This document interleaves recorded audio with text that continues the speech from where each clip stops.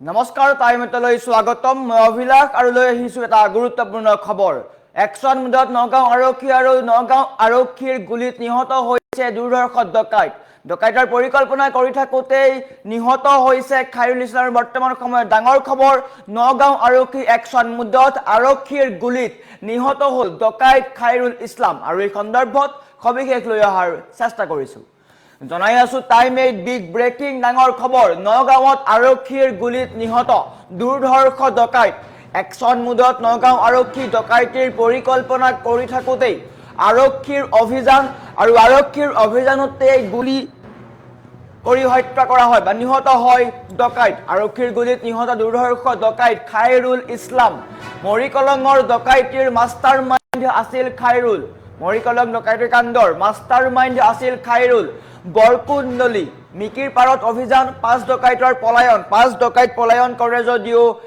এটা ডকাইতক নিহত কৰিবলগীয়া হয় জব্দ এটা পিস্তলৰ লগতে দুটা খালি কাৰ্টিজ এটা গুৰুত্বপূৰ্ণ খবৰ একচন মুদত নগাঁও আৰক্ষী এক্সক্লুসিভ দৃশ্যাংশ দেখুৱাইছো পুৱাই এই ডাঙৰ খবৰ আহিছে আৰক্ষীৰ গুলিত নিহত দুৰ্ধৰ্ষ ডকাইত খাইৰুল ইছলাম এটা গুৰুত্বপূৰ্ণ খবৰ নগাঁৱত আৰক্ষীৰ গিজগিজনি আৰক্ষীৰ গৰ্জন দেখিবলৈ পোৱা গৈছে আৰক্ষীৰ গুলিত নিহত হৈছে খাইৰুল ইছলাম ডকাইত খাইৰুল ইছলাম নিহত হৈছে ডাঙৰ খবৰ পুৱাই ডাঙৰ খবৰ আহিছে একচন মুদত নগাঁও আৰক্ষী মৰিকলং ডকাইতি কাণ্ডৰ মাষ্টাৰমাইণ্ড আছিল খাইৰুল আৰু তাৰ পিছতে এতিয়া ডাঙৰ খবৰ সমগ্ৰ ঘটনাক লৈ এতিয়াও চাঞ্চল্যৰ সৃষ্টি হৈছে দৃশ্যাংশ দেখুৱাইছো আৰক্ষীৰ গুলিত নিহত হৈছে এনকাউন্টাৰ বুলি ক'ব লাগিব এনকাউন্টাৰ কৰা হৈছে একচন মুদত নগাঁও আৰক্ষীয়ে গুলিয়াই হত্যা কৰে দুৰ্ধৰ্ষ ডকাইতক ডাঙৰ খবৰ পুৱাই ডাঙৰ খবৰ আহিছে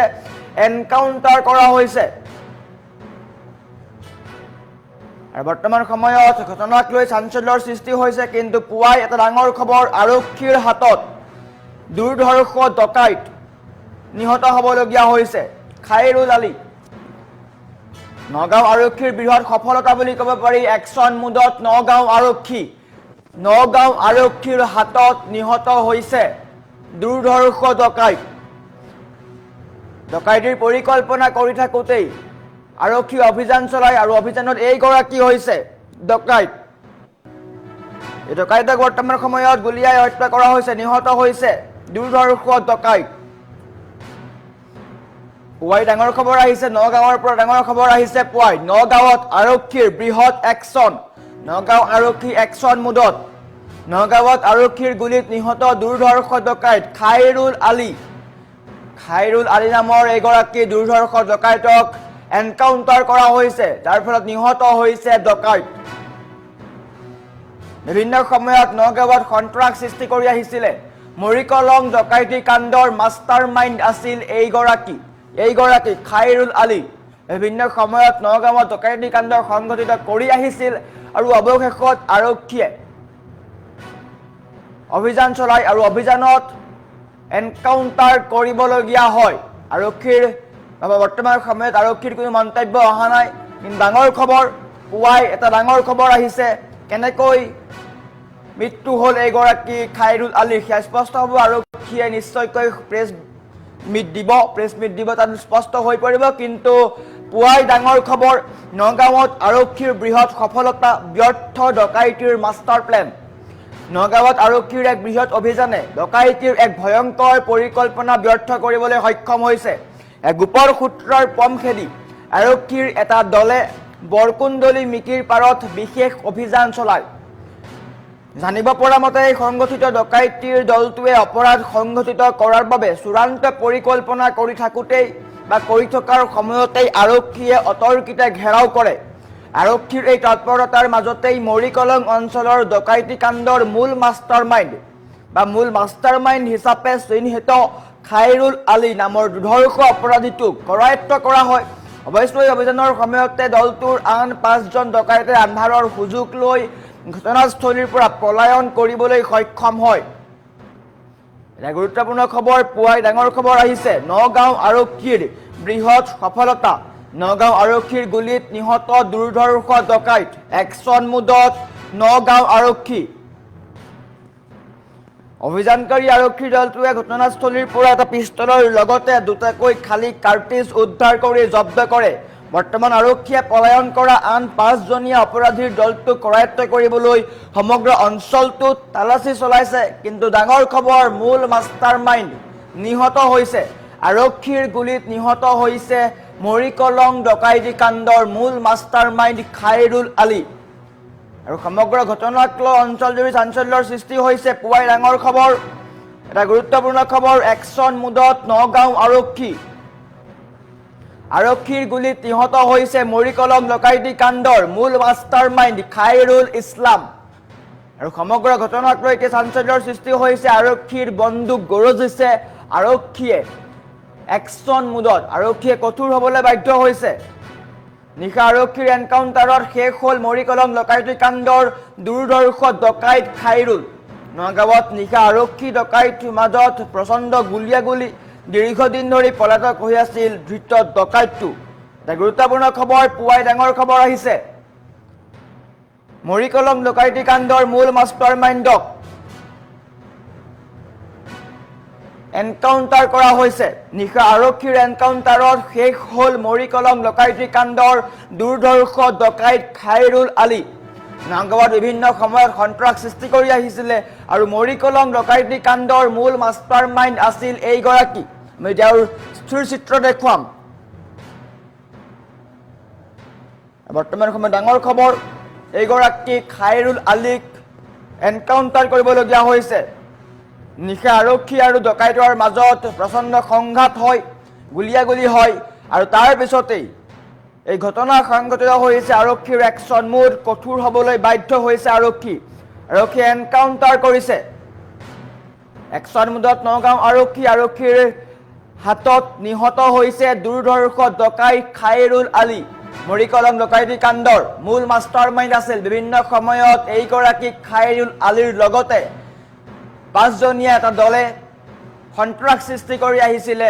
নগাঁৱৰ বিভিন্ন অঞ্চলত ডকাইতি কাণ্ড সংঘটিত কৰি আহিছিলে। অৱশেষত আৰক্ষীয়ে অভিযান চলায় আৰু অভিযানৰ সময়তে দুয়োটা পক্ষৰ মাজত আৰক্ষী আৰু ডকাইতৰ মাজত সংঘাত হয় আৰু সেই সংঘাতৰ পিছতেই আৰক্ষীয়ে গুলী কৰিবলৈ বাধ্য হয়, এনকাউণ্টাৰ কৰিবলৈ বাধ্য হয় আৰু তাৰ পিছতেই নিহত হ'বলগীয়া হৈছে এইগৰাকী খাইৰুল ইছলাম, মৰিকলং ডকাইতি কাণ্ডৰ মূল মাষ্টাৰ মাইণ্ড।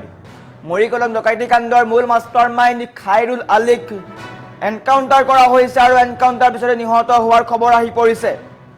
পুৱাই ডাঙৰ খবৰ, অসমবাসীৰ কাৰণে ডাঙৰ খবৰ। নগাঁও আৰক্ষীৰ বৃহৎ একশ্যন মুডত নগাঁও আৰক্ষী গৰজিছে।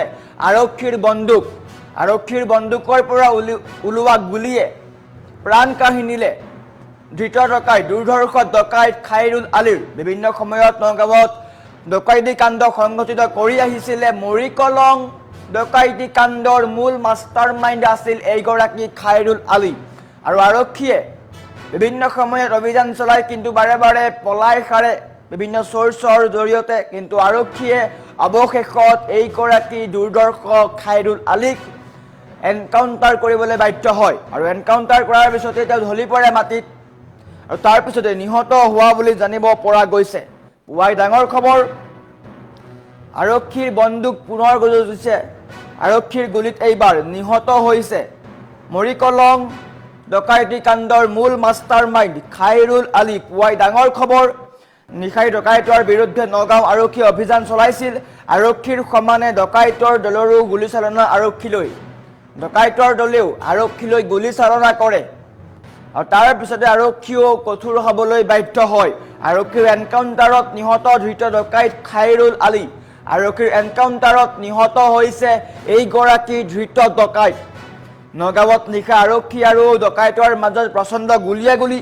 আৰক্ষীৰ গুলীত নিহত হৈছে ধৃত ডকাইত খাইৰুল আলী। পলাতক হৈ আছিল মৰিকলং ডকাইতি কাণ্ডৰ দুৰ্ধৰ্ষ ডকাইত খাইৰুল। আৰক্ষীৰ চকুত ধূলি দি পলাই আছিল আৰু অৱশেষত আৰক্ষীয়ে এনকাউণ্টাৰ কৰিবলৈ বাধ্য হয়। আৰক্ষীয়ে এনকাউণ্টাৰ কৰে। পুৱাই ডাঙৰ খবৰ, আৰক্ষীৰ এনকাউণ্টাৰ, অসম পুলিচৰ এনকাউণ্টাৰ বুলি ক'ব লাগিব। নগাঁও আৰক্ষীৰ বৃহৎ একশ্যন মুডত নগাঁও আৰক্ষী।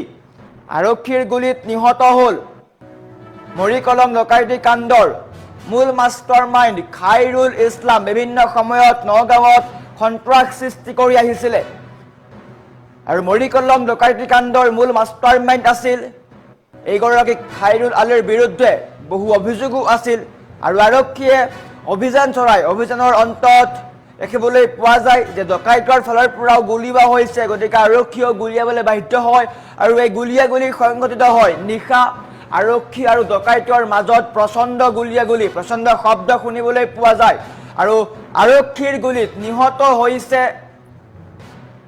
ডকাইতৰ বা মৰিকলং ডকাইতি কাণ্ডৰ মূল মাষ্টাৰ মাইণ্ড খাইৰুল আলী পুৱাই ডাঙৰ খবৰ বুলি ক'ব লাগিব ডাঙৰ খবৰ আহিছে পুৱাই আৰক্ষীৰ এনকাউণ্টাৰ আৰক্ষীৰ বন্দুক পুনৰ গৰজিছে নগাঁও আৰক্ষীৰ বৃহৎ সফলতা একশ্যন মোডত নগাঁও আৰক্ষীৰ গুলীত নিহত হৈছে মৰিকলং ডকাইতি কাণ্ডৰ মূল মাষ্টাৰ মাইণ্ড খাইৰুল আলী ডকাইতিৰ পৰিকল্পনা কৰি থাকোঁতেই আৰক্ষী উপস্থিত হয় আৰু তাৰ পিছতে আৰক্ষীলেও লক্ষ্য কৰি গুলী চালনা কৰে ডকাইতৰ দলটোৱে আৰক্ষীয়ে প্ৰত্যুত্তৰ দিয়ে আৰু প্ৰত্যাক্ৰমণৰ পিছতেই নিহত হয় এইগৰাকী খাইৰুল আলী একশ্যন মোডত অসম আৰক্ষীৰ একশ্যন মোড দেখিবলৈ পোৱা গৈছে পুৱাই ডাঙৰ খবৰ বিভিন্ন সময়ত নগাঁৱত সন্ত্ৰাস সৃষ্টি কৰি আহিছিলে খাইৰুল আলীৰ লগতে তেওঁৰ দলটোৱে কিন্তু পাঁচজনীয়া দলটো পলাই সাৰিবলৈ সক্ষম হয় অৱশ্যে আৰক্ষীয়ে পাঁচ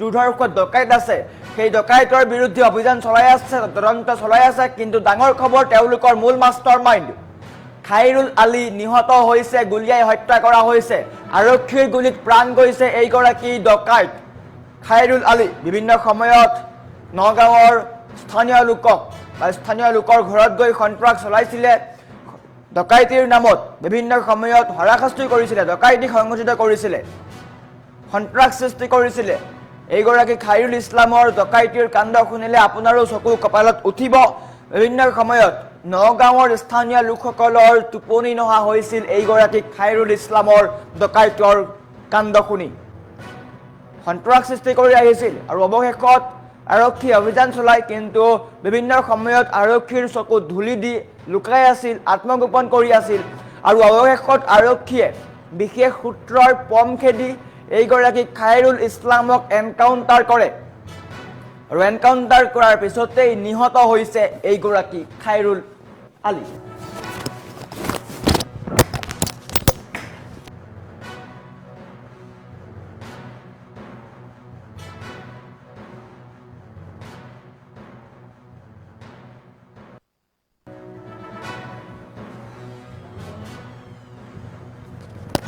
এটা গুৰুত্বপূৰ্ণ খবৰ আমাৰ ওচৰত মন্তব্য আহি পৰিছে মন্তব্য দেখুৱাম কিছু সময়ৰ পিছতে কেনেকৈ এই ঘটনা সংঘটিত হৈছিল কিন্তু ডাঙৰ খবৰ পুৱাই এক ডাঙৰ খবৰ আহিছে নগাঁও আৰক্ষীৰ এনকাউণ্টাৰ নগাঁও আৰক্ষীৰ গুলীত নিহত হৈছে মৰিকলং ডকাইতি কাণ্ডৰ মূল মাষ্টাৰ মাইণ্ড খাইৰুল আলী পুৱাই ডাঙৰ খবৰ বিভিন্ন সময়ত আৰক্ষীৰ চকুত ধূলি দি সন্ত্ৰাস সৃষ্টি কৰি আহিছিলে নগাঁৱৰ মৰিকলং ডকাইতি কাণ্ডৰ মূল মাষ্টাৰ মাইণ্ড আছিল এইগৰাকী খাইৰুল আলী আৰু আৰক্ষীৰ গুলীত নিহত হৈছে মৰিকলং ডকাইতি কাণ্ডৰ মূল মাষ্টাৰ মাইণ্ড খাইৰুল আলী পুৱাই ডাঙৰ খবৰ নগাঁওবাসীৰ কাৰণে সকাহৰ খবৰ বুলি ক'ব লাগিব নগাঁৱত বিভিন্ন সময়ত সন্ত্ৰাস সৃষ্টি কৰি আহিছিলে এইগৰাকী দুৰ্ধৰ্ষ ডকাইত খাইৰুল আলীয়ে আৰু অৱশেষত আৰক্ষীৰ গুলীত নিহত হৈছে ধৃত ডকাইত বা দুৰ্ধৰ্ষ ডকাইত খাইৰুল আলীৰ পৰিকল্পনা বৰ্তমান সময়ত ফাদিল হৈছে কেনেকৈ